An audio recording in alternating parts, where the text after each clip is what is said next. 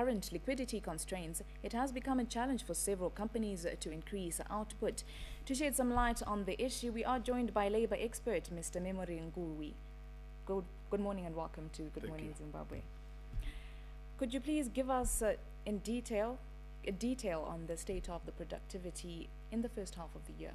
I think the first challenge is that there are no official figures on productivity.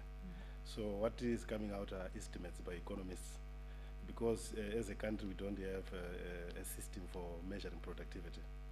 So my own estimate is that productivity grew slightly between 2009 and 2010, and thereafter I think we are actually seeing a decline because of the constraints that you have just mentioned. What are the major constraints that are ruining the productivity? I think that although people have said capacity utilization is one of the major constraints, but I think it's management practices. I would put management practices as the top priority, because if you look at studies, they've actually indicated that if you have good management practices, it's equivalent to increasing your labor by about 50%, and also equivalent to increasing your capital by 65%. So instead of us just focusing on capacity utilization, I think the important part is let's improve management practices, because even if you increase the resources and you give people money, as long as they don't have good management practices, it won't happen. It's a waste of resources. How can the government and the private sector work together in restoring business confidence?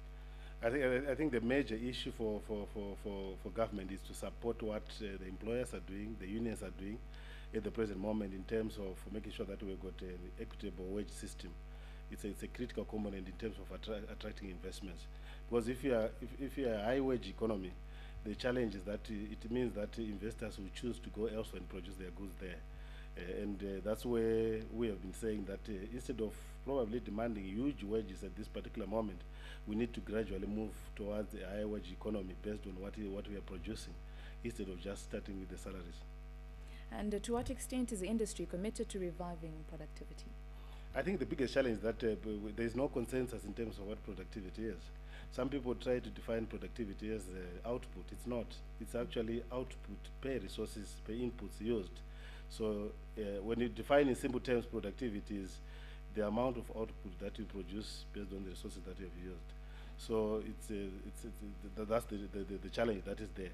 Once you have got a common understanding of productivity, both government and the other stakeholders share the same understanding, it will be easy, one, to measure productivity, and also easy to manage productivity, because I think that's the biggest challenge that is there at the present moment. Well, thank you very much, Mr. Ngui, for joining us on Good Morning Zimbabwe. Thank you. We were talking to Mr. Memory Ngui, a labor expert, telling us more about productivity. Well, that concludes Early News, the second edition of Early News. We take a break, we return with business with Lennon.